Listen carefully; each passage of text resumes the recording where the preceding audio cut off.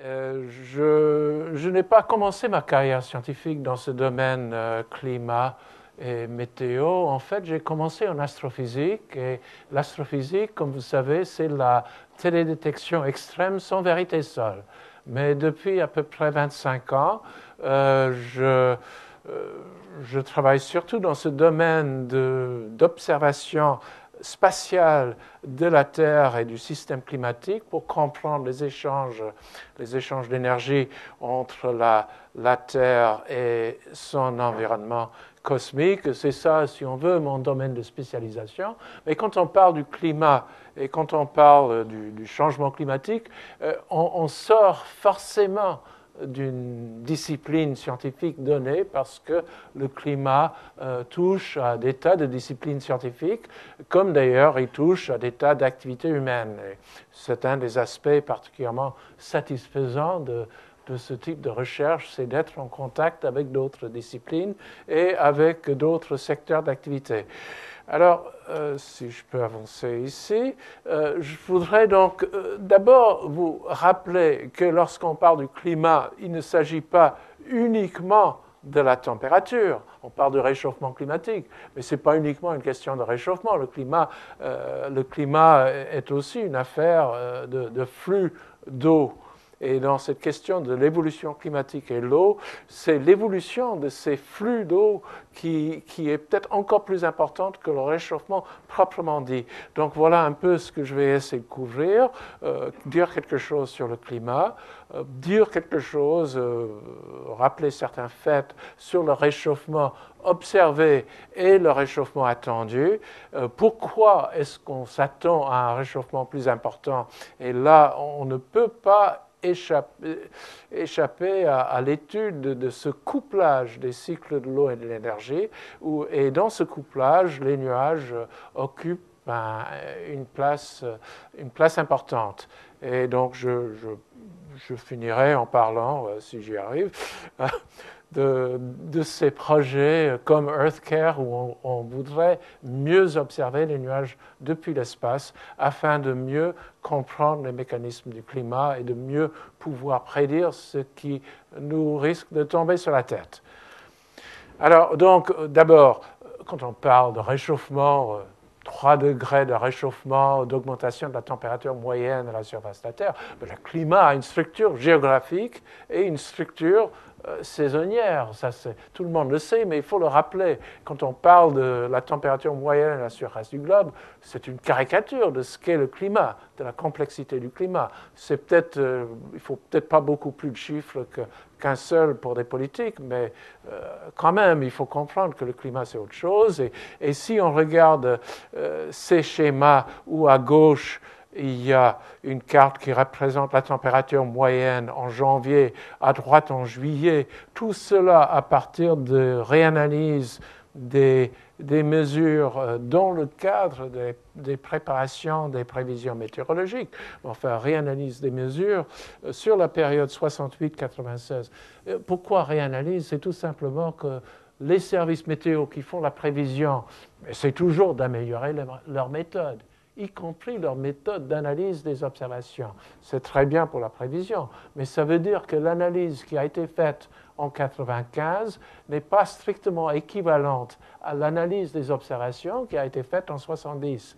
Et si on s'intéresse au climat et à une éventuelle évolution climatique ou tout simplement à l'établissement de ce qu'est le climat, il faut faire attention à ce que les analyses soient comparables. Donc, il y a cette réanalyse sur une période presque une période de 30 ans, qui définit un climat au sens des climatologues, disons, classiques.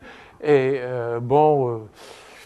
c'est centré sur le Pacifique parce qu'il y a beaucoup de gens qui s'intéressent aux phénomènes qui se déroulent sur le Pacifique.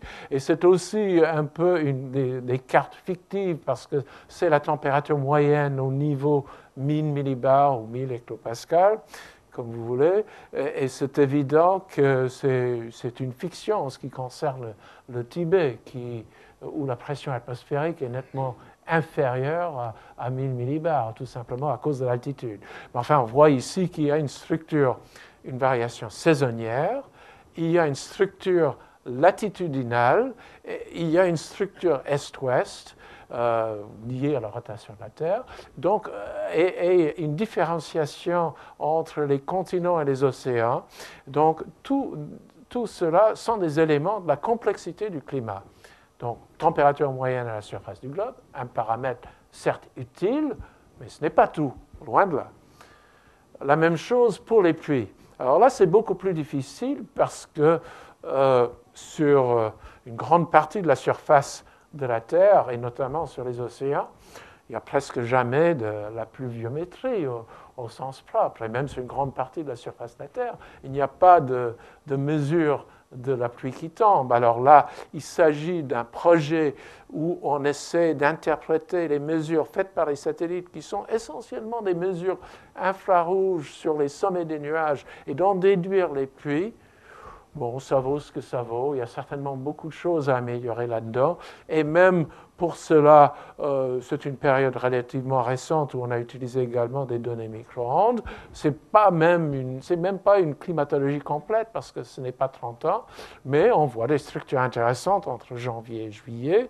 À gauche, donc, la zone de convergence intertropicale où il y a beaucoup de pluies fortes convectives qui montre une structure différenciée entre le continent, l'Amérique du Sud, l'océan, et puis le continent maritime, l'Indonésie, puis l'Afrique centrale au sud de l'équateur. Tout cela change en juillet avec le développement de la mousson de l'Inde. Tout s'est déplacé vers le nord, dans les tropiques. Et puis, on voit aussi que sur les courants chauds du Pacifique Nord, le Kuroshio, et de l'Atlantique Nord, le Gulf Stream, il y a aussi des pluies relativement importantes et cela affecte également l'Europe occidentale qui est coupée en deux par cette cartographie. Donc là aussi, beaucoup de structures à la fois spatiales et temporelles,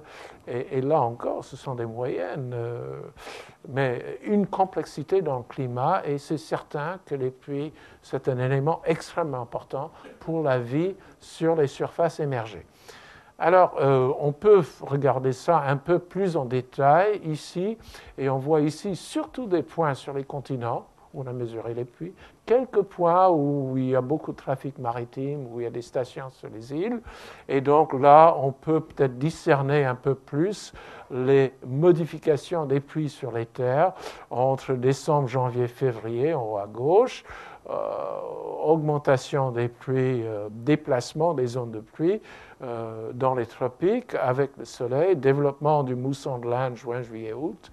Enfin, une structure saisonnière importante et des différences est-ouest sur l'Amérique du Nord qui sont gouvernées en partie par le relief et par le fait qu'en Amérique du Nord, d'ailleurs comme en Amérique du Sud, les grandes chaînes montagneuses sont des chaînes nord-sud qui bloquent les mouvements est-ouest, alors qu'en Europe, les Alpes, ça fait une différence entre le nord des Alpes et le sud des Alpes, mais ça n'empêche pas les masses d'air humide de pénétrer loin dans l'Europe centrale et même orientale.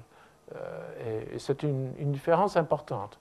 Et ces pluies qui viennent en Amérique, sur une grande partie de l'Amérique, viennent du golfe du Mexique ou de l'Atlantique, pas du Pacifique. Ce qui arrive du Pacifique est bloqué sur la côte, entre la chaîne côtière et la côte. Donc encore une structure assez très complexe même. Alors la différence, qui est quand même très importante pour la vie sur les terres émergées, qu'est-ce qui coule? La différence entre les précipitations et l'évaporation, et là aussi, on voit que il y a de très fortes inégalités dans cette eau douce, cette ressource d'eau qui permet la vie sur les terres émergées. Il faut quand même dire que là-dessus, les fleuves peuvent apporter l'eau dans des régions où autrement il n'y en aurait pas. Le Nil, le Tigre et l'Euphrate, l'Indus, et puis, juste pour rappeler, le Gange et le Brahmaputra. Ce sont des rivières qui apportent de l'eau qui tombe dans des régions très bien arrosées à travers des régions très peu arrosées. Et ça a été un facteur vraiment important dans le développement des grandes civilisations, cette eau apportée par les fleuves. Alors, tout ça a une variation saisonnière. Là, sur cette animation que je ne contrôle pas, on voit que ce ruissellement va changer de lieu avec les mois. Alors donc, le climat n'est pas uniquement une question de la température moyenne de la surface du globe. Cependant, on peut parler du réchauffement observé, et c'est un fait. Il y a un réchauffement observé. Si on regarde la température, maintenant moyenne à la surface du globe, en reconnaissant qu'il s'agit là d'une caricature de toute cette complexité climatique, et il faut rappeler que pour faire ça, ce n'est pas facile parce qu'il n'y a pas de satellite météo avant 1960. Il y a une répartition extrêmement inégale de stations météorologiques qui font les mesures de température à la surface du globe. Il y a des navires qui font des mesures de température de la mer, mais la plupart des maîtres à bord ne sont pas masochistes et cherchent à éviter le mauvais temps. Donc, quand on analyse les mesures faites par les navires, il faut tenir compte de ce biais de beau temps. Il y a des changements de technologie de mesure, et il faut dire que les climatologues, au sens classique, les gens qui pinaillent sur l'interprétation des mesures, sur les traitements statistiques, sur les effets du développement urbain autour des stations météo, sur les effets qui se font jour lorsqu'on déplace une station météo du centre-ville vers un aéroport. C'est des vrais pinailleurs. Ils ne sont pas naïfs et ils ont essayé de prendre ça en compte. Ça ne veut pas dire qu'il n'y a pas de problème pour établir une courbe comme ça, mais je pense qu'on peut tenir pour fiable une courbe de ce type comme représentative de ce qui s'est passé sur la Terre. Alors là, ce sont les écarts de température par rapport à un niveau zéro qui est la moyenne 51-80. Il faut toujours faire attention, la période utilisée pour établir la normale change selon les sources qu'on regarde, et il faut bien faire attention, ça fait partie des pièges. Mais là, c'est 51-80, et ce qu'on voit ici, c'est qu'il y a eu une année record en 1998, deuxième place 2002, troisième place 2001, et 2003, finalement, c'est aussi deuxième place pour la surface du globe dans son ensemble. Et là aussi, j'ai souligné deux périodes de réchauffement relativement rapides. Une première période entre 1910 et 1940-45. Et personnellement, j'estime qu'on ne connaît pas vraiment les causes de ce réchauffement. Est-ce qu'il s'agit d'un forçage solaire, d'une petite augmentation de la luminosité du Soleil? On ne peut pas l'exclure. Personne n'a mesuré le Soleil avec suffisamment de précision. Il n'y avait pas de mesure depuis l'espace à l'époque. Est-ce que c'est parce qu'il y a eu relativement peu d'éruptions volcaniques après Krakatoa et avant Agung, entre, mettons, 1900 et 1950? Est-ce que c'est à cause de phénomènes tout à fait internes, de variations non forcées? C'est concevable tout ça. Ou est-ce que c'est déjà l'effet du renforcement de l'effet de serre?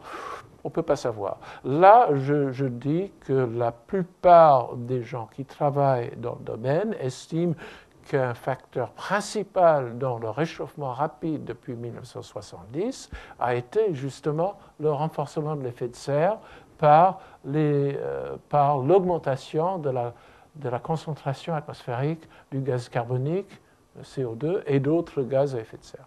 J'y reviendrai.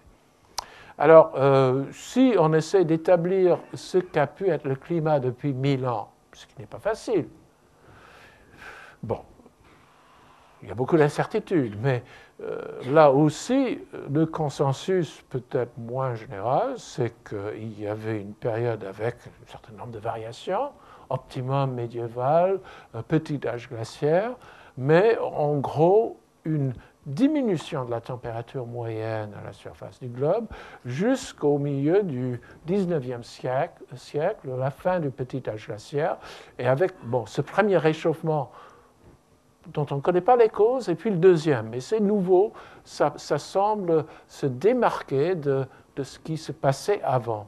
Et même quand on regarde depuis 2000 ans, là, ce sont des analyses plus récentes avec ce qu'on appelle les proxys, c'est-à-dire des indications indirectes sur ce qu'a pu être le climat depuis 2000 ans sur la Terre. Et là aussi, on a de nouveau l'impression que ce qu'on voit depuis 50 ans, 100 ans, peut-être 150 ans, est vraiment autre chose que ce qu'on a vu avant. Alors, je reviens à cette courbe avec les instruments sur le réchauffement observé, et on peut le regarder là, et on voit donc sur cette animation qu'il y a toute une structure géographique à ce réchauffement. C'est une animation établie par les chercheurs de NASA GIS. Et puis, ce qu'on voit, c'est que ce n'est pas partout que ça réchauffe en même temps, de la même manière. Il y a des régions, on peut avoir des régions où il y a un refroidissement en même temps qu'il y a des régions avec réchauffement. Et on voit aussi, je voulais le voir encore une fois, mais je ne peux pas.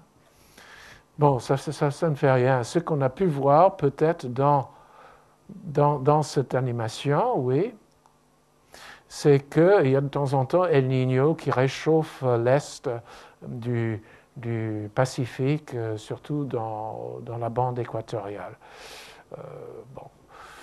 Et on peut avoir une année très chaude, notamment dans cette partie-là de l'Arctique, alors qu'elle est plutôt froide dans une autre partie.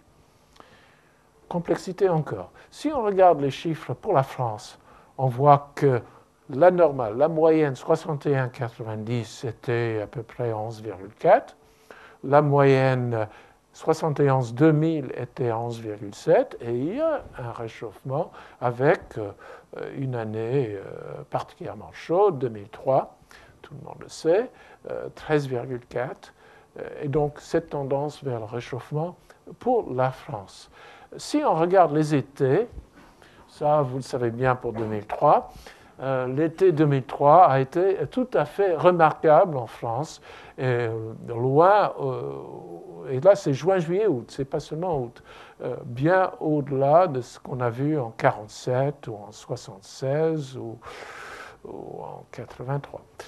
Donc là aussi des fluctuations d'une année à l'autre et des phénomènes exceptionnels qu'on ne peut pas tout simplement dire sans le résultat du réchauffement planétaire. Je reviens là-dessus. Si je montre ce qui s'est passé à Toulouse depuis mars 2003, vous voyez, il y a eu des périodes où, par rapport à la variation annuelle normale, moyenne, 71-2000, sur une grande partie de l'année, il a fait plus chaud que cette normale. Mais il y a eu des périodes où il a fait plus froid que cette normale, et même en faisant une moyenne glissante sur 31 jours, on voit qu'il y a eu cette période récente plutôt fraîche, mais que pour une grande partie de l'année, les écarts étaient nettement positifs par rapport toujours à cette normale déjà réchauffée de 71-2000, et la moyenne pour Toulouse était 2,4 sur l'année, au-dessus de ce qu'était la moyenne 71-2000, pour cette période mars 2003, mars 2004. Alors, cette situation-là n'est pas tout simplement une question de réchauffement planétaire. Vous regardez ce qui s'est passé à New York, ma ville natale, et bien là, au fond, la période 2003-2004 était en dessous de la période, de la normale pour 71-2000, avec une période extrêmement froide en janvier, avec des températures qui, le minimum est descendu à moins 15 et même plus bas pendant quelques jours en janvier. Ce qui était très spectaculaire, ce qu'on n'avait pas vu depuis un certain temps. Mais aussi des journées plus chaudes. Donc, beaucoup de structures, une variation, une variabilité qui fait partie du climat aussi. Ce serait tout à fait inattendu de rencontrer la température moyenne, mettons pour janvier, tous les jours de janvier. La température moyenne de juillet, tous les jours de juillet. Une année dite normale, ce serait vraiment inattendu si c'était vraiment les températures moyennes qu'on avait tous les jours. Et pour les pluies, c'est encore pire. Vous regardez ce que vous avez eu à Toulouse. Vous avez eu la normale pour 71-2000, c'est 53 mm par mois. Eh bien, ça ne veut pas dire, heureusement, 2 mm par jour, tous les jours. Et en fait, ce qui s'est passé, c'est qu'il y a un très gros déficit depuis mars 2003, avec un peu de rattrapage là en janvier, avec quelques journées où il est tombé 30 ou 40 mm. Et donc là, ça aussi, ça fait partie de la nature du climat dans la plus grande partie de la Terre, une forte variabilité. Et au moins pour le grand public, il y a souvent, et pour les journalistes parfois, il y a souvent confusion entre la normale au sens statistique, qui est une moyenne, et ce à quoi on peut s'attendre.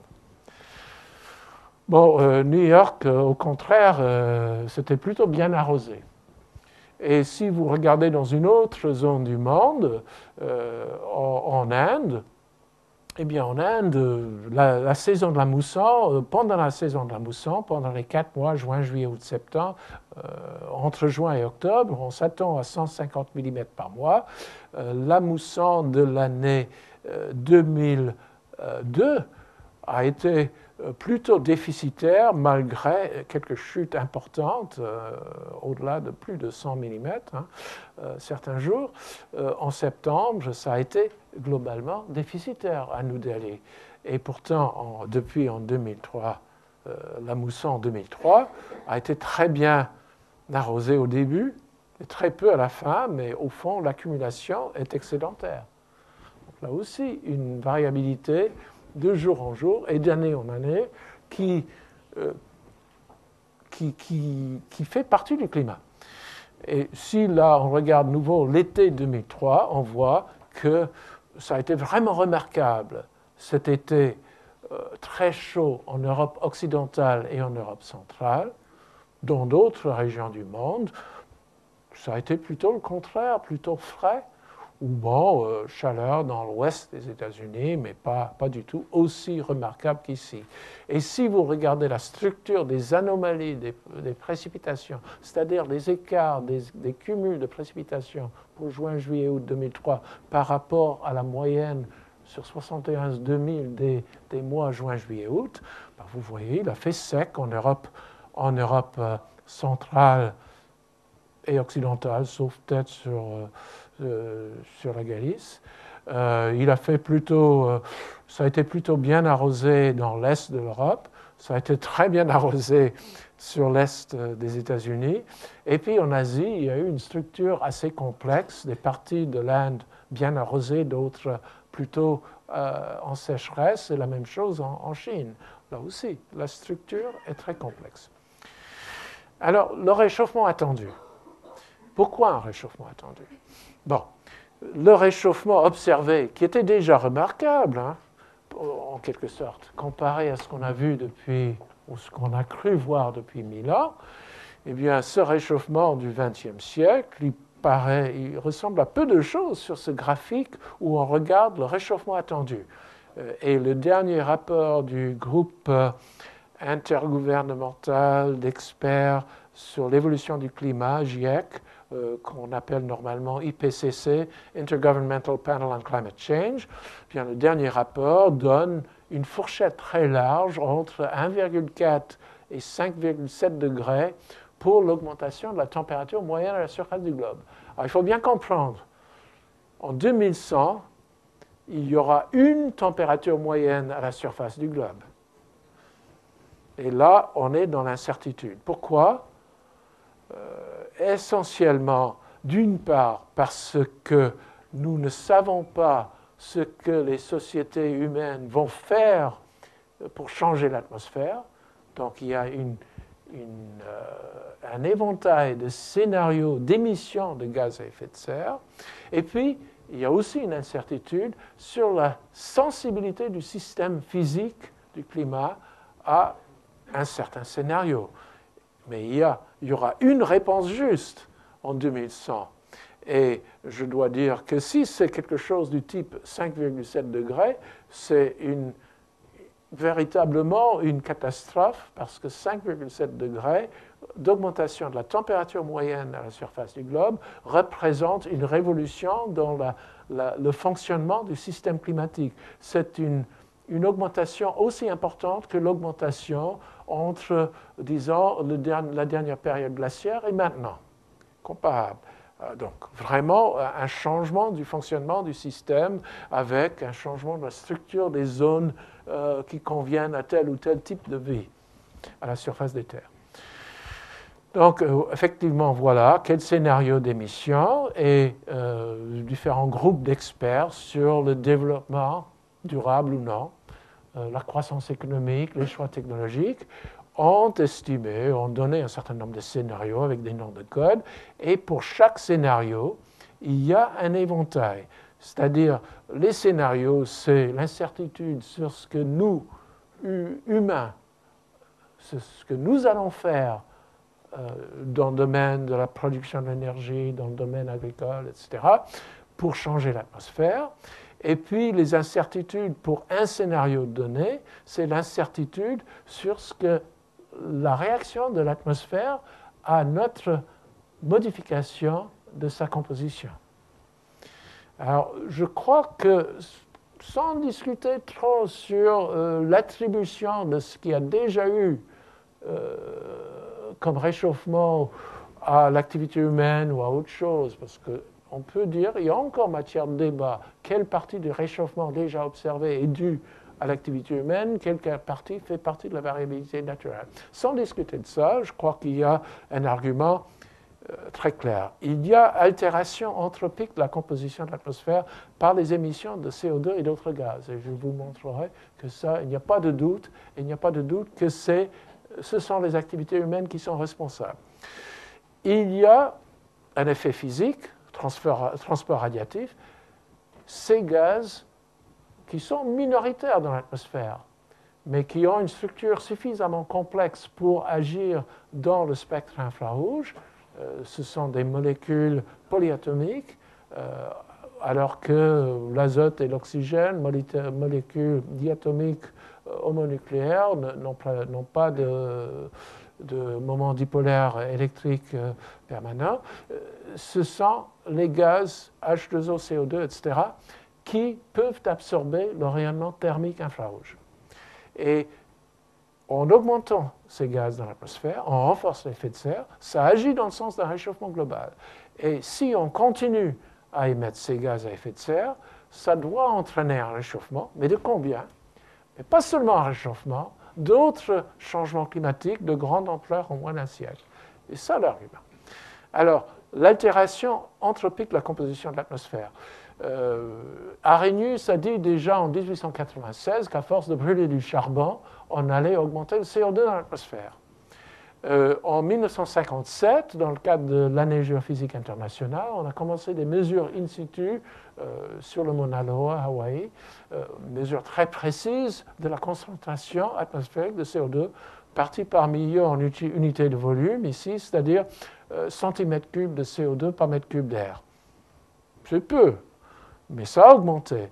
L'oscillation annuelle que l'on voit est une oscillation naturelle qui est due à l'activité photosynthétique pendant la saison de croissance des forêts de la zone tempérée des continents de l'hémisphère nord. Il y a beaucoup plus de continents en hémisphère nord qu'en hémisphère sud. Mais cette tendance, cette augmentation, elle est due à l'homme, à l'activité humaine.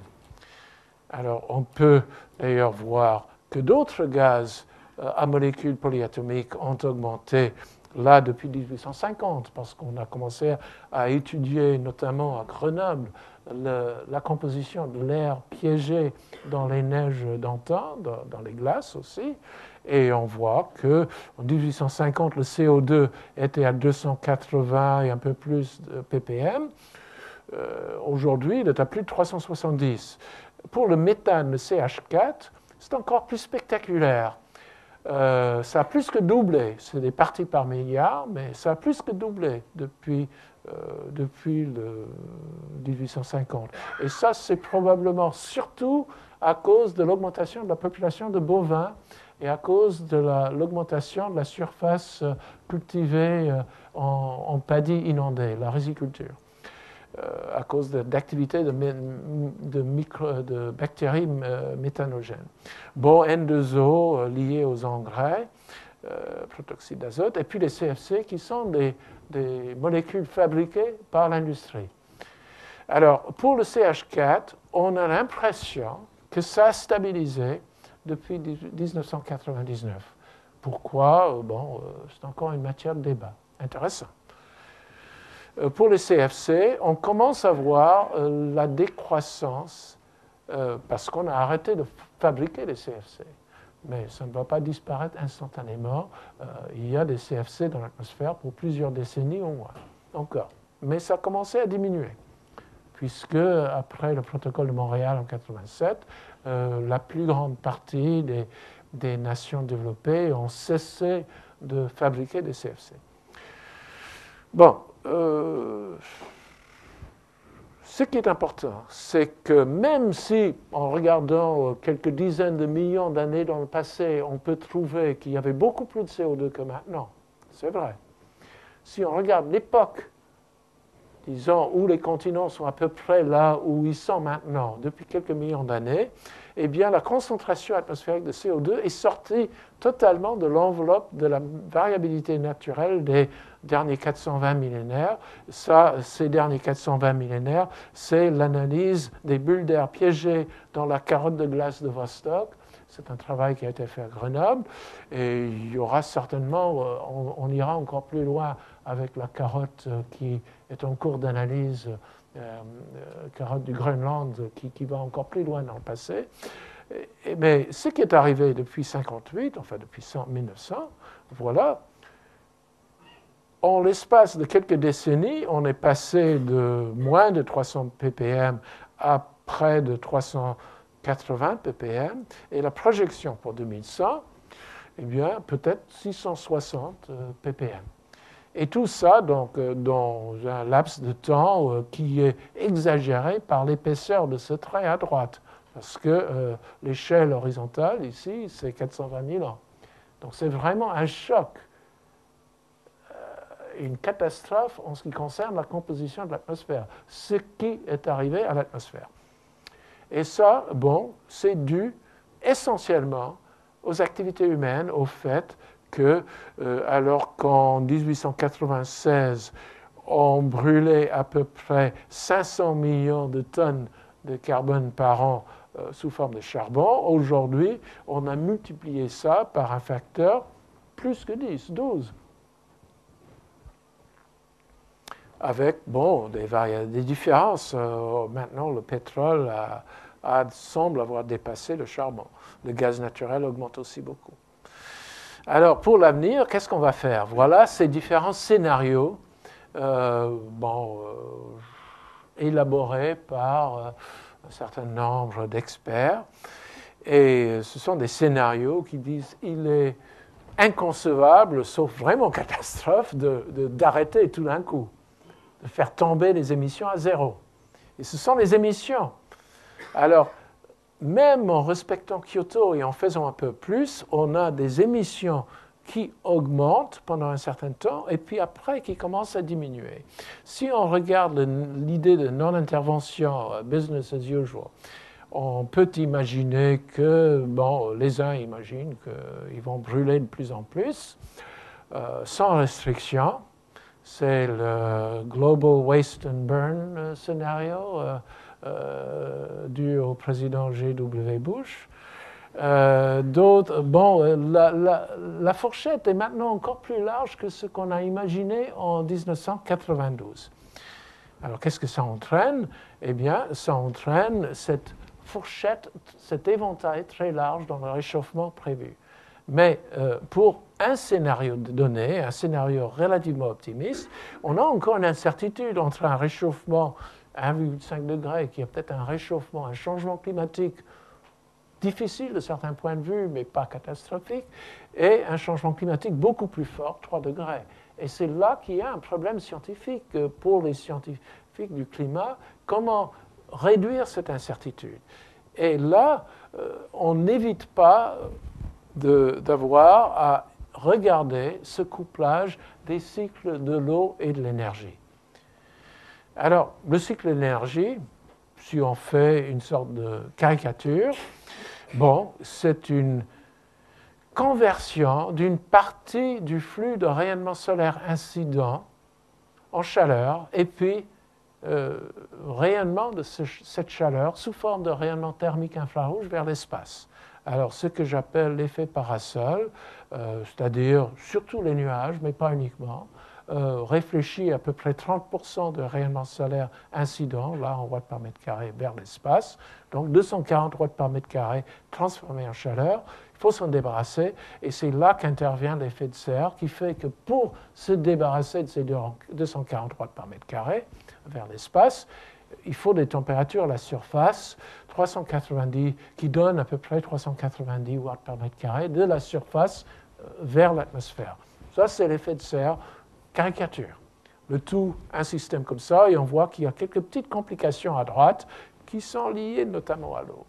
Mais déjà, pour rester dans la caricature, que fait l'homme à ce système? Quelle est la perturbation par les émissions anthropiques? Bon, essentiellement l'industrie, mais pas uniquement. Eh bien, il y a eu, depuis le début de l'ère industrielle, on est en train de salir le ciel avec des émissions du type dioxyde de soufre, suie, qui sont désagréables et même malsains à respirer, mais qui ont des effets, surtout sur l'effet parasol, peut-être même un effet de refroidissement dans la mesure où ça bloque le soleil et empêche un certain réchauffement à la surface. C'est plus compliqué que cela parce que s'il y a des particules carbonées noires, ça absorbe du soleil à un certain niveau dans l'atmosphère. Mais bon, ça, ce sont les particules, ce sont des effets locaux ou régionaux. Et ce sont des effets qui n'ont pas un caractère cumulatif parce que les particules finissent par retomber. Mais de plus en plus, il y a ces émissions de CO2 qui ont plutôt tendance à s'accumuler dans l'atmosphère et qui renforcent l'effet de serre. Toujours la caricature. Regardons ça un peu plus près. Déjà, pour regarder le bilan radiatif, ce n'est pas que nous avons été les premiers. C'est la NASA qui a été la première a fait des manips de mesure du bilan radiatif de l'espace, depuis l'espace.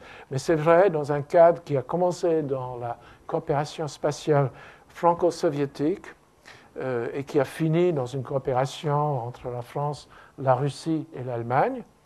Période très intéressante d'ailleurs, cette période de disparition de l'Union soviétique. Nous avons construit au labo un radiomètre à balayage pour le bilan radiatif, Scanner for Radiation Budget ou Scanner Radiationova Balansa.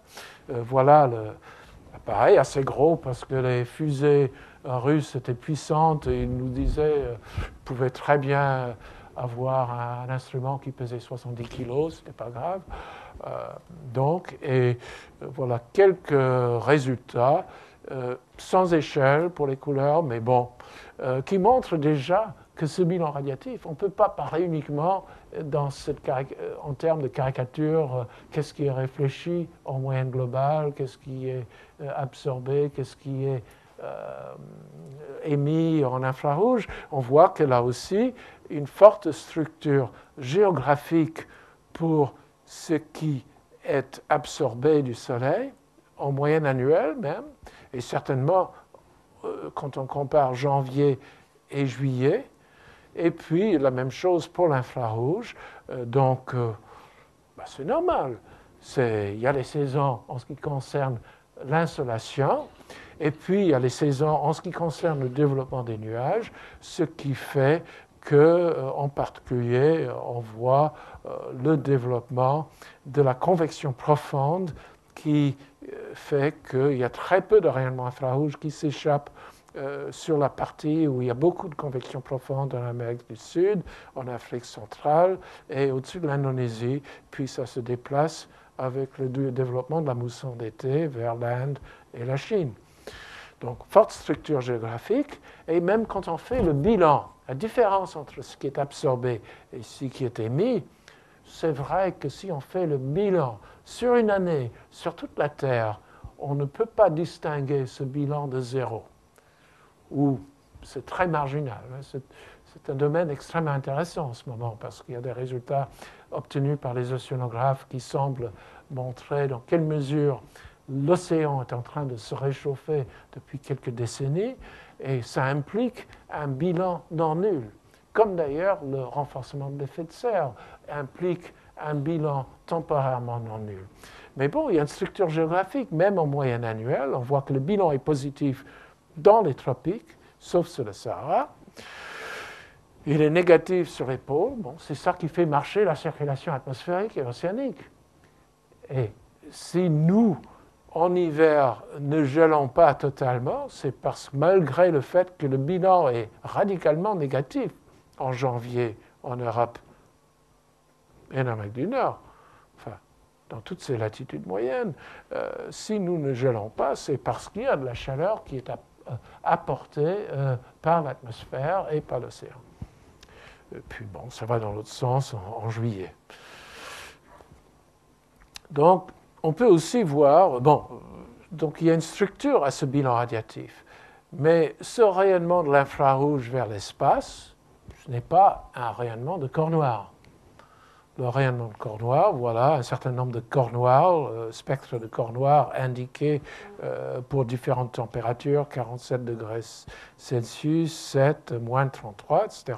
Et voilà ce qu'on a observé au-dessus du Sahara à midi, il y a fort longtemps déjà, par ciel clair, et on voit que le spectre a une structure très forte, dominée d'une part par la vapeur d'eau, entre 8 microns et 5 microns, au-delà de 18 microns, par le CO2 autour de 15 microns de longueur d'onde et par l'ozone autour de 9,7 microns de longueur d'onde. Et le problème du renforcement de l'effet de serre par les émissions anthropiques de CO2, c'est que cette bande d'absorption du CO2 et d'autres va s'élargir. Et disons, l'effet est marginal parce qu'on est sur la partie saturée de la courbe de croissance. Ce sont uniquement les ailes de la bande d'absorption de CO2 qui s'élargissent. Mais pour le méthane, qui est beaucoup plus rare que le CO2, le méthane, les bandes de méthane ne sont pas, on ne les voit pas ici à cette résolution spectrale. Elles se trouvent plutôt dans cette fenêtre infrarouge. Et donc, chaque tonne de méthane ajoutée à l'atmosphère a un effet beaucoup plus fort qu'une tonne de CO2, parce que le méthane est encore dans la partie linéaire de la courbe de croissance. Et il est vrai qu'en comparant des spectres infrarouges de la Terre observés à bord d'Adeos, le satellite japonais Adeos 1, spectromètre à bord, et en comparant avec des spectres obtenus il y a quelques décennies, on voit la croissance de la bande de méthane, on voit la croissance d'un certain nombre d'autres bandes. Pour le CO2, je crois qu'on peut le déceler, mais c'est beaucoup moins spectaculaire, bien sûr. Alors, une autre manière de voir l'effet de serre maintenant de la vapeur d'eau, c'est de comparer une image Meteosat obtenue dans le canal vapeur d'eau où la vapeur d'eau absorbe, 6,3 microns de longueur d'onde, avec une image obtenue dans la fenêtre infrarouge. Donc c'est une image assez ancienne, il me semble que ça date de juin 1979. On voit bien dans la partie fenêtre infrarouge le Sahara très chaud, c'est une image de midi, l'Arabie, un peu le sud de l'Espagne et du Portugal qui sont bien réchauffés, aussi la Namibie. Le reste de l'Europe se trouve sous les nuages parce que les nuages bloquent dans la fenêtre infrarouge, les nuages sont opaques. Des cirrus qui traversent le Sahara, qui bloquent aussi la fenêtre infrarouge. Mais ce qui est important, c'est quand on regarde dans le canal vapeur d'eau, on voit les mêmes nuages élevés, les centres d'activité convective sur l'Afrique occidentale, les cumulonimbus, les cirrus qui traversent le Sahara, une perturbation sur l'Afrique du Sud. On voit tout ça, mais on ne voit pas la côte méditerranéenne, le contraste de température entre le Sahara, l'Afrique du Nord et la Méditerranée, le contraste de température entre l'Arabie et la mer Rouge, parce qu'on ne voit pas la surface. Le rayonnement qui s'échappe à 6,3 microns de longueur d'onde est un rayonnement qui finalement est émis à plusieurs kilomètres d'altitude, parce que plus bas, c'est absorbé par la vapeur d'eau. Donc, la vapeur d'eau joue un rôle fondamental. C'est le premier gaz à effet de serre. Mais l'effet des activités humaines sur la vapeur d'eau est surtout un effet indirect. Donc, si on regarde nouveau notre schéma du cycle de l'énergie, il faut la regarder, même en restant dans cette caricature mondiale, il faut un peu regarder que fait la vapeur d'eau et que fait l'eau sous forme de nuages. Et donc, on a ici quelques détails qui montrent que sur cet effet parasol, il y a une partie de l'énergie qui est transformée en chaleur à la surface, mais il y a une partie aussi qui est transformée en chaleur dans l'atmosphère par l'absorption atmosphérique du rayonnement visible et proche infrarouge du Soleil. Et notamment où il y a des bandes d'absorption de la vapeur d'eau dans le proche infrarouge où le rayonnement solaire n'est pas négligeable. Et puis, l'effet parasol, il y a l'air, là, il y a la diffusion relais des molécules majoritaires, N2O2. Il y a les aérosols, les particules de toutes sortes. Et puis les nuages, c'est-à-dire des aérosols, des particules, des gouttelettes d'eau liquide ou des cristaux de glace en suspension dans l'atmosphère qui jouent un rôle extrêmement important. Et puis de l'autre côté, l'effet de serre, c'est la vapeur d'eau en premier lieu, les nuages, parce que les nuages bloquent l'infrarouge, et le CO2 et d'autres gaz. Et là, il faut regarder ces autres flèches qui représentent les transferts d'énergie, notamment la chaleur latente de l'évaporation, qui n'est pas négligeable et qui est liée justement à ce transfert d'eau de la surface vers l'atmosphère, où cette eau sous forme gazeuse, à l'état gazeux, va contribuer à l'effet de serre, mais où ça va se condenser pour former des nuages, contribuant à l'effet de serre, mais contribuant aussi à l'effet parasol, et puis il faut que ça retombe. Donc, nous agissons sur l'effet parasol assez directement par les aérosols, nous agissons sur l'effet de serre directement par le CO2, mais tout ça va être imbriqué avec le cycle de l'eau, et il va falloir regarder ce cycle de l'eau. Alors, là, on ne peut pas regarder le cycle de l'eau avec une caricature uniquement planétaire. Il faut différencier les continents et les océans. C'est quand même important pour nous qui vivons sur les continents, avec un certain nombre de flux et de transferts entre l'océan, l'atmosphère, les nuages, les terres et les glaces. Et donc, le cycle de l'eau, on peut le voir comme ça, on peut aussi le voir de cette manière-là. Et puis, une des choses remarquables, c'est que si on regarde les stocks d'eau sur la planète Terre, c'est presque entièrement dans les océans. La partie sous forme solide a varié depuis 20 000 ans, parce qu'il y a 20 000 ans, il y en avait plus que maintenant. Ça représente ce que j'appelle une épaisseur effective, c'est-à-dire 100 continents. Si on prend cette eau, on condense et on répartit tout autour de la Terre, ça fait quelques dizaines de mètres d'eau de différence avec ce qu'il y avait il y a 20 000 ans, au plus fort, donc, à l'âge glaciaire. Il y a des eaux souterraines connaît très mal. Et puis l'atmosphère, c'est presque rien. 26 mm d'épaisseur effective. C'est presque rien, mais c'est fondamental. Bon, réparti encore avec une grande complexité, l'eau dans l'atmosphère, d'après les données micro-ondes, enfin, surtout dans les tropiques. Là, bon, c'est juillet, on voit la concentration avec la mousson de l'Inde, surtout à basse altitude, partout où il y a des altitudes, des continents, des plateaux et des montagnes, il y en a moins, hein, le Tibet, etc., etc. Et puis avec beaucoup de structures est-ouest. Hein. Mais bon, dans ces flux, la ressource en eau, c'est le flux. C'est-à-dire, il y a très peu d'eau sous forme, quelque forme que ce soit dans l'atmosphère, mais toute l'eau qui arrive sur les terres doit passer par l'atmosphère. Donc, ce flux est extrêmement important pour la vie sur les continents. Et ça représente à peu près 1000 mm par an en moyenne si on regarde toute la Terre, et 500 000 km3 d'eau qui passe dans l'atmosphère. Et en moyenne, donc, le temps de résidence d'une molécule d'eau dans l'atmosphère, quelques jours, 8, 9, 10 jours. Et donc, ce qu'on fait à l'atmosphère va immédiatement avoir un effet sur le cycle de l'eau. Ce qu'on fait, il peut y avoir des inerties dans l'océan, quoique maintenant on voit aussi qu'il y a des choses qui peuvent réagir très vite. Mais dans l'atmosphère, quand on change l'état physique de l'atmosphère, on a un effet direct sur la partie atmosphérique du cycle de l'eau, forcément, parce que l'eau ne reste pas longtemps. Donc là aussi, je rappelle que l'atmosphère est essentielle pour transporter l'eau depuis les océans vers les continents. Et même bien qu'il existe un recyclage de l'eau au-dessus des continents, parce qu'il y a évaporation et évapotranspiration, mais il faut d'abord que l'eau arrive, en quelque sorte. Et c'est une chose assez fondamentale.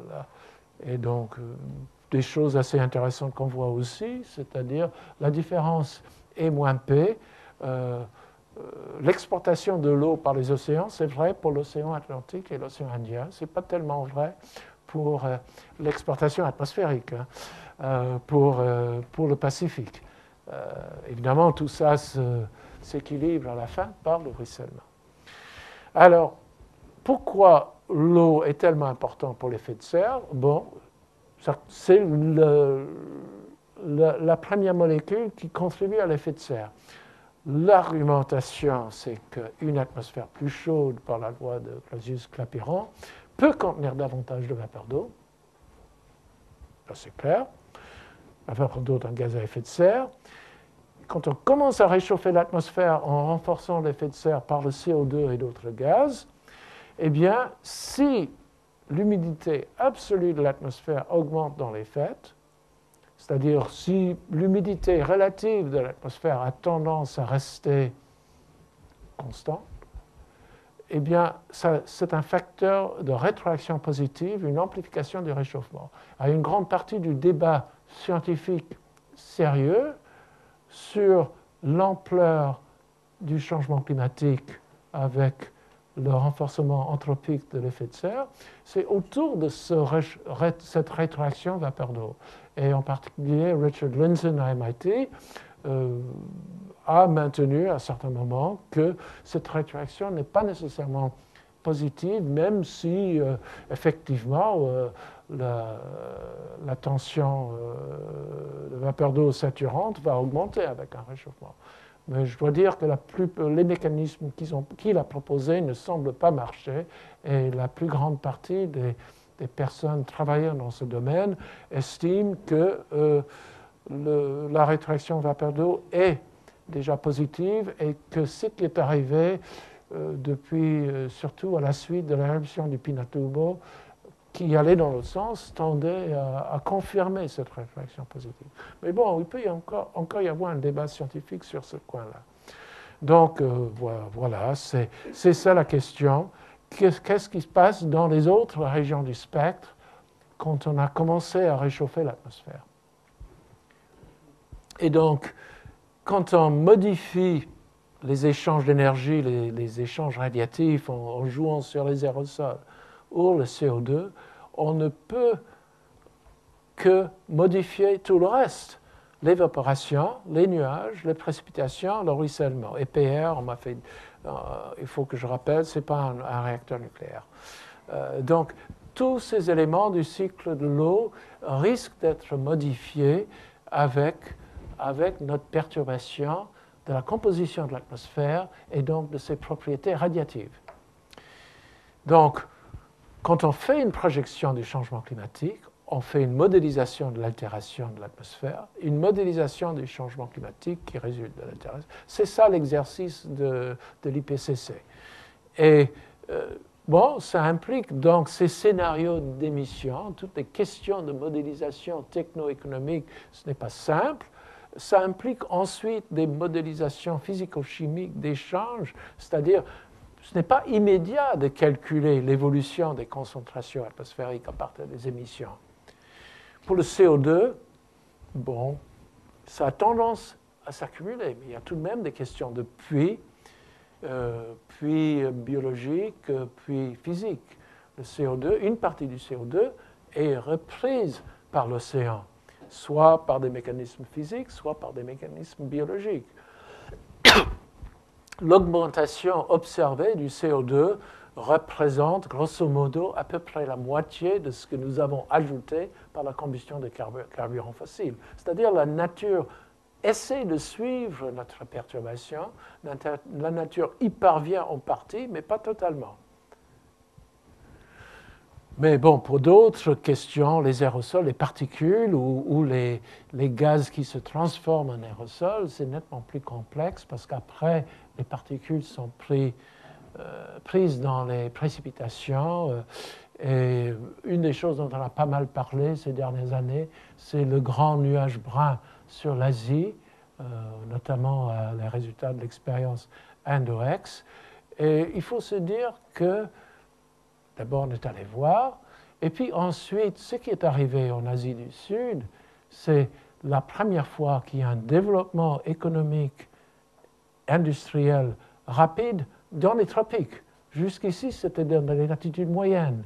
Dans les latitudes moyennes, les particules ne restent pas longtemps à cause des précipitations, à cause de la variabilité du temps. Dans les tropiques, il y a une saison sèche et donc une période de quelques mois pendant lesquelles certaines particules peuvent s'accumuler. À la fin, c'est les suivez tout de même. Mais je pense, enfin c'est une interprétation personnelle, mais qui, je crois, je ne suis pas le seul à faire cette interprétation-là. C'est une manière de comprendre le nuage brun asiatique, c'est que justement, toutes les sociétés, quand elles ont commencé un développement industriel, elles ont commencé à faire ça salement, hein, sans se faire de soucis sur la pollution.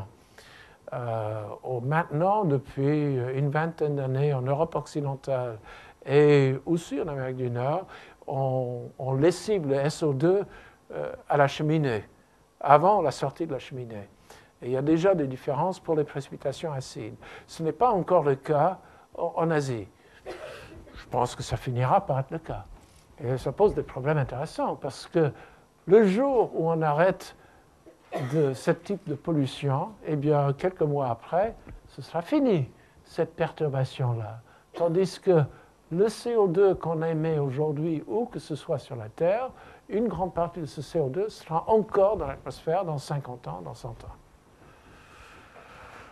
Alors bon, après, on calcule l'évolution des concentrations, on a un scénario d'évolution de la composition de l'atmosphère, et on essaie de calculer les perturbations du bilan énergétique, ce qu'on appelle les forçages. Et là, il y a, bon, pour le CO2, ça va, pour le reste, c'est compliqué.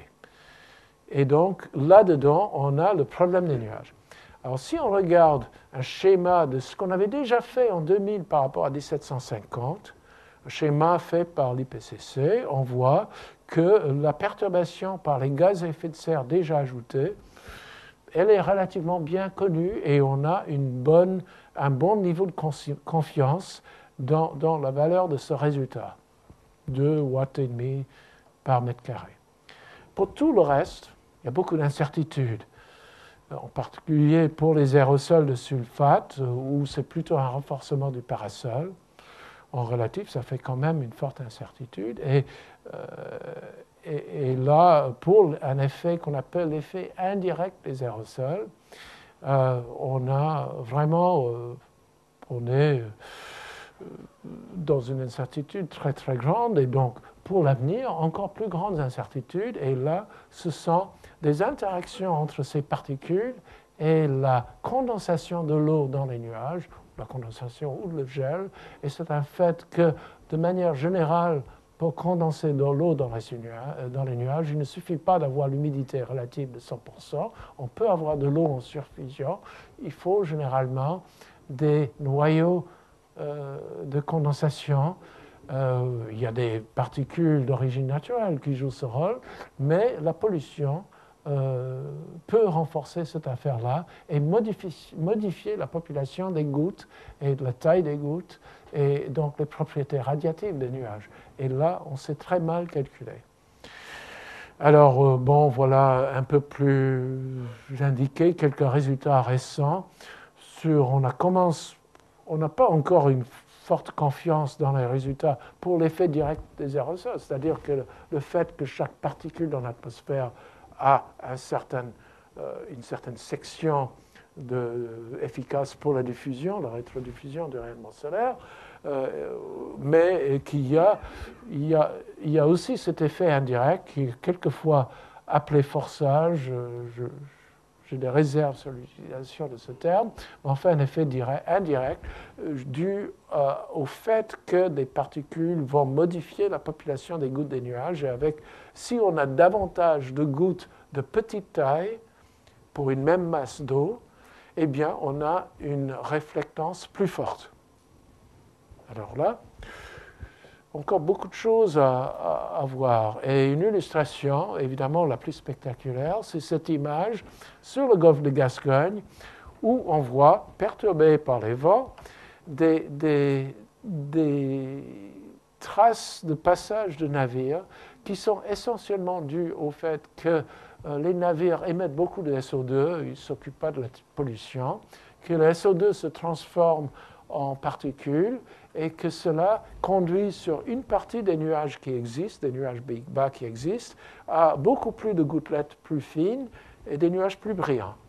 Et on a des situations comme ça. Bon, c'est évidemment le cas spectaculaire, je l'avoue, mais c'est une question qu'on peut se poser. Est-ce que ça devient significatif à l'échelle de l'Atlantique ou à l'échelle d'autres parcours maritimes?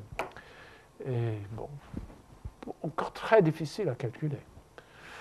Pour les avions aussi, est-ce que c'est seulement un facteur autour des aéroports, des centres où il y a beaucoup de trafic aérien, ou est-ce que c'est quelque chose qui devient un facteur planétaire? Là aussi, beaucoup d'incertitudes encore, et ça dépend de l'évolution des moteurs, l'évolution du trafic et tout ça. Mais il est vrai que c'est sûr qu'il y a des cas où vous l'observez ici à Toulouse, comme on l'observe à Paris. Il y a des jours où les conditions se prêtent le maintien des cirrus, les traînées d'avions qui finissent par couvrir tout le ciel. Et on peut se poser la question dans quelle mesure cela affecte le bilan radiatif. Alors, il faut se dire, là on le voit dans le visible, mais les cirrus sont encore beaucoup plus importants dans l'infrarouge. De manière générale, les cirrus affectent relativement peu la réflexion de l'énergie solaire, affectent nettement plus le blocage d'infrarouge, parce que c'est un niveau élevé où les températures sont très basses, et il suffit de relativement peu de cirrus pour avoir une couche optiquement épaisse dans l'infrarouge thermique, et dans la fenêtre infrarouge notamment. Donc aussi une incertitude. Donc, si c'est pour le grand public, il faut que je rappelle chaque fois que quand on dit modélisation, il ne faut pas voir ça avec la dérision. Oh, c'est des modèles. Moi, je veux bien dire ça pour les modèles économiques, mais la modélisation qu'on fait en physique de l'atmosphère, c'est les lois de la physique et de la chimie. Le problème, c'est qu'il y a une schématisation, la maille 3D, et il y a une schématisation des processus qui se déroulent à des échelles inférieures à celles de la maille. Mais au fond, c'est la conservation de l'énergie, c'est la conservation de l'eau, c'est les lois de Newton, c'est une modélisation sur des bases extrêmement solides. Et je crois qu'il faut le dire quand on a des gens qui disent « Oh, des modèles ». Donc, bon, on rappelle, il faut les équations, des conditions limites. Et évidemment, quand on met une maille, on va simplifier. C'est forcé. Il y a ce problème d'échelle et on ne peut pas suivre chaque mètre cube d'air. Donc, ça ne marche pas trop mal, il faut dire. Malgré les blagues qu'on raconte, la prévision météo s'est beaucoup améliorée avec la modélisation numérique déterministe. Mais bon, ça c'est à court terme et on sait très bien que les problèmes du chaos vont rendre une prévision impossible dans le sens déterministe au-delà de quelques semaines. Et donc là, il y a autre chose qu'on fait dans le cas du climat. On utilise le même type de modèle, mais d'une autre manière. On essaie de faire la statistique des modèles pour établir ce que sera le climat.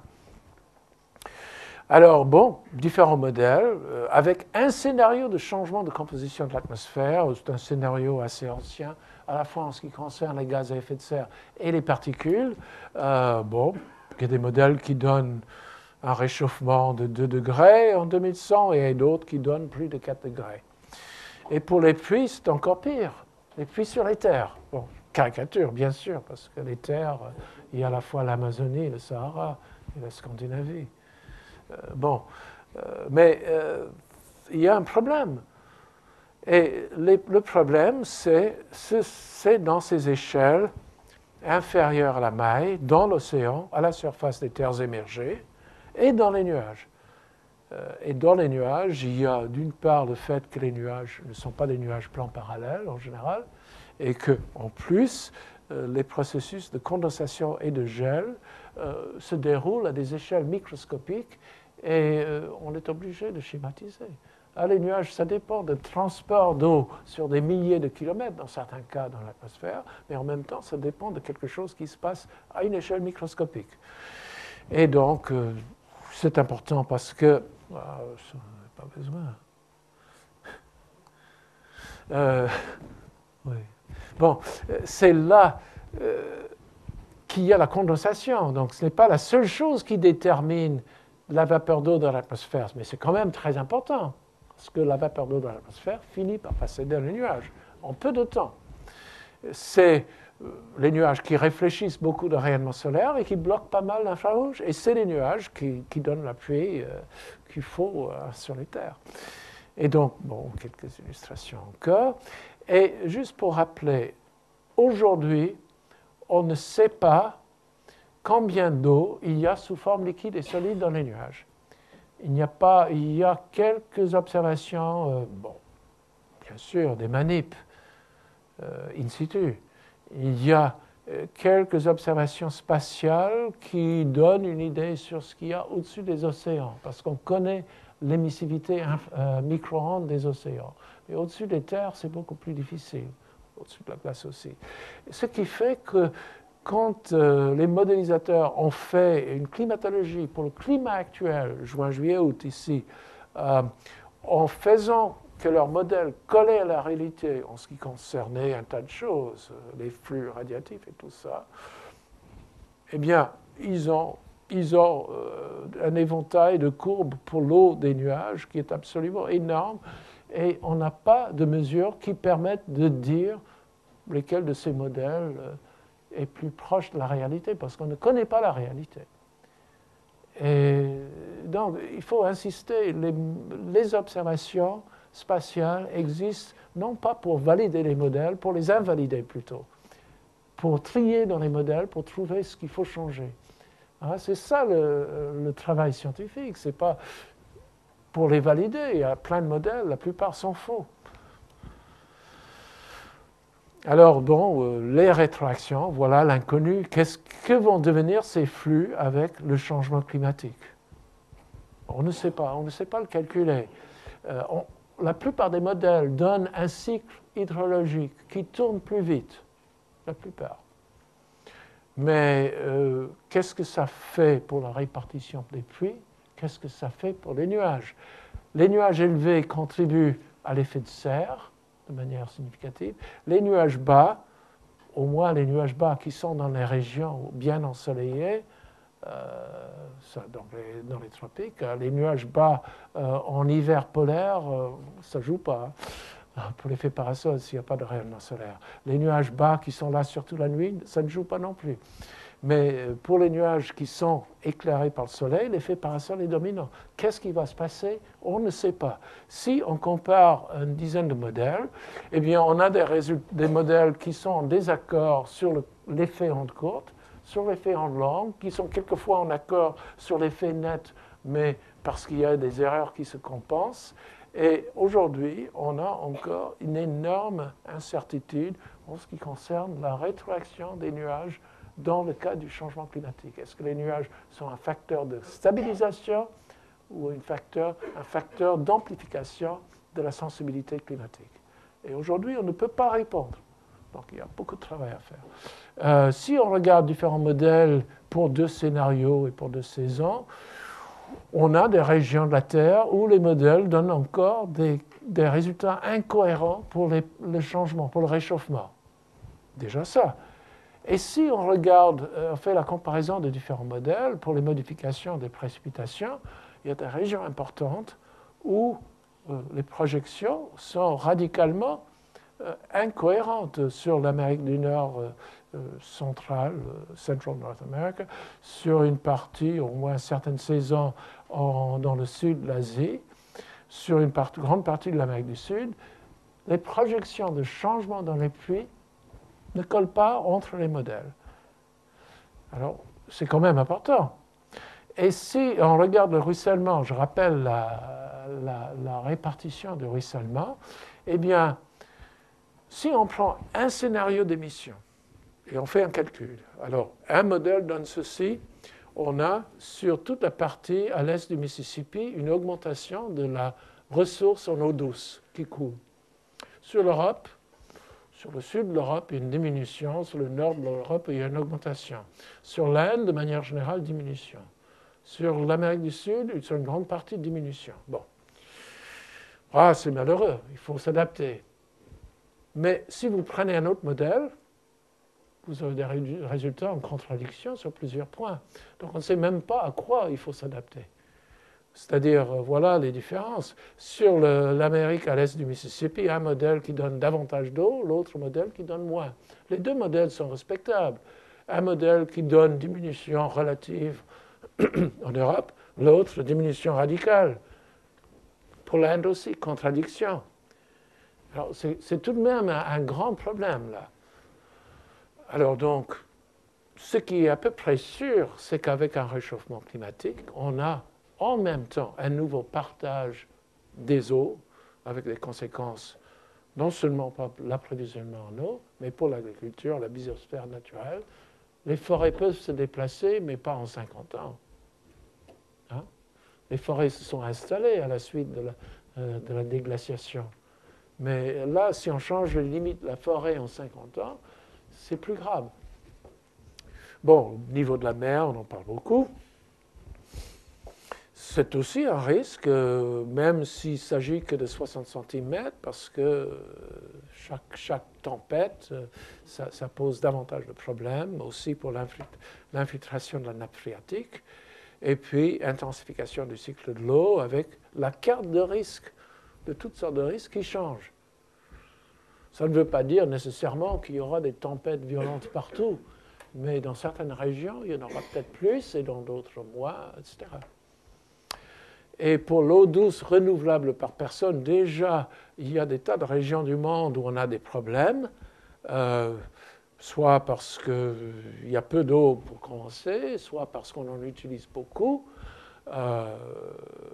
Et puis, comment est-ce qu'on utilise cette eau?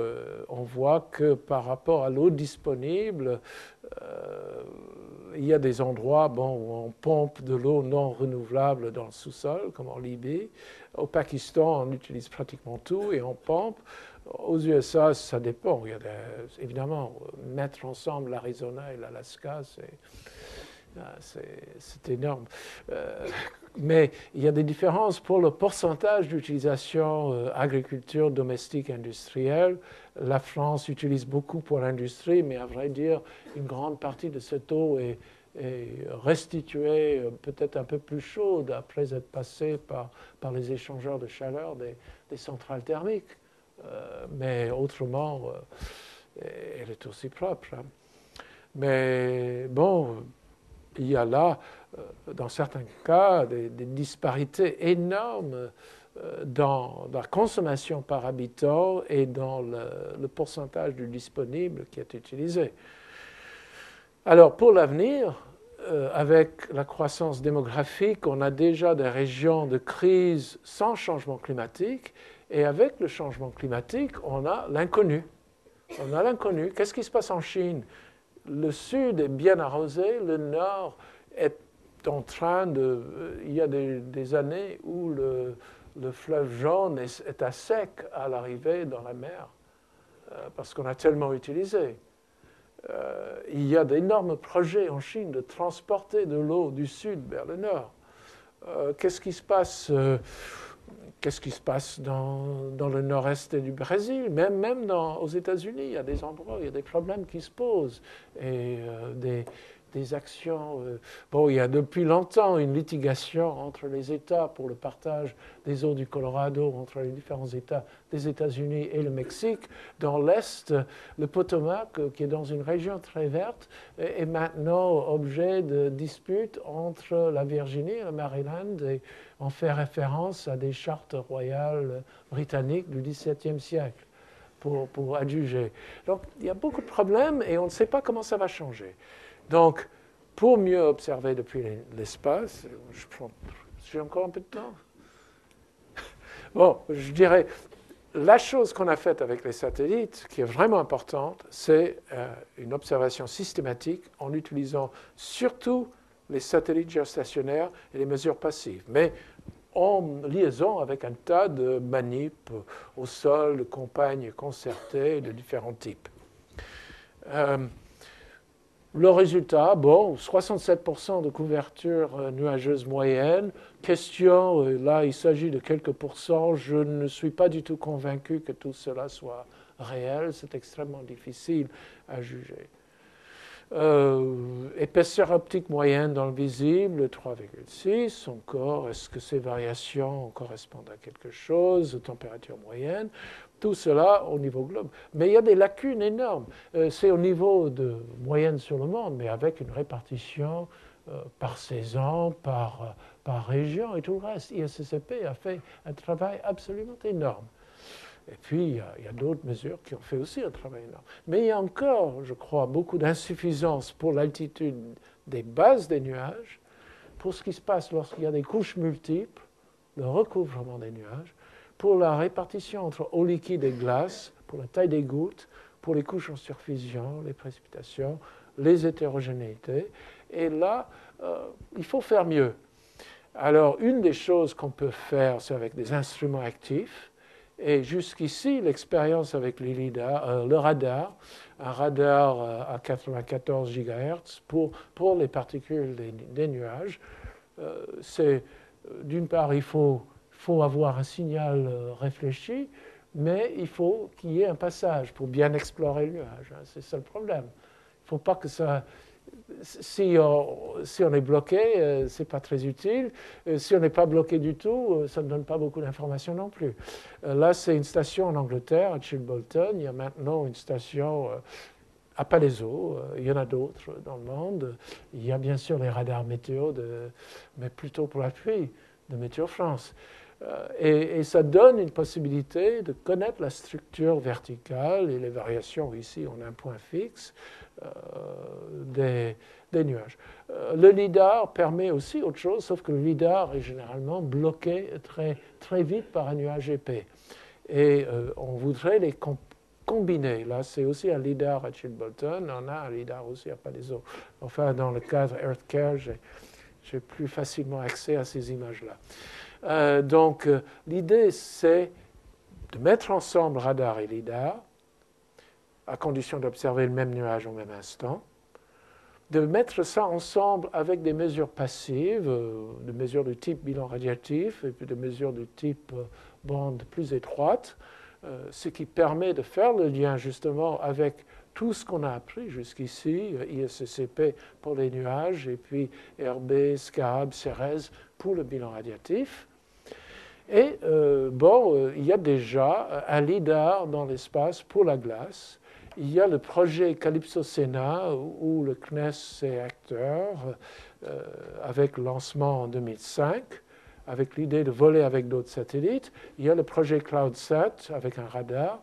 Et l'idée, c'est que si ces satellites restent suffisamment proches, on peut effectivement combiner toutes les mesures et avoir une synergie de ces différents types de mesures pour mieux voir la dimension verticale des nuages. Alors moi, je fais évidemment de la pub pour cette manip Earth Cloud Aerosol Radiation Explorer, où sur le même satellite, sur une seule plateforme, on compte avoir ces différents instruments pour observer les aérosols dans la dimension verticale, à LIDAR, pour observer l'eau sous différentes formes avec un radar, pour avoir quelques idées sur les vitesses verticales et de convection et de sédimentation, pour avoir la structure horizontale et pour avoir les contributions au bilan radiatif. Tout ça en même temps, au même endroit. Et donc, avec un certain nombre d'instruments fournis par l'Europe et le Japon. Sur une plateforme européenne, avec un lancement japonais, à voir. Tout ça à voir. On a des discussions à Frascati en avril. Et donc, l'idée, c'est de faire cette tranche de l'atmosphère pour vraiment voir ce qui se passe dans la dimension verticale. Conclusion, changement climatique, c'est la composition de l'atmosphère, c'est un effet sur l'eau, ça dépend de la politique et de l'économie, mais ça dépend de la physique, et en particulier de ce qui se passe sur le cycle de l'eau et les interactions nuages-aérosols-rayonnement. Il y a encore des incertitudes. Il faut observer les nuages dans la dimension verticale. Ce n'est pas parce qu'il y a des incertitudes qu'il faut continuer à brûler pour rien faire. Donc, merci.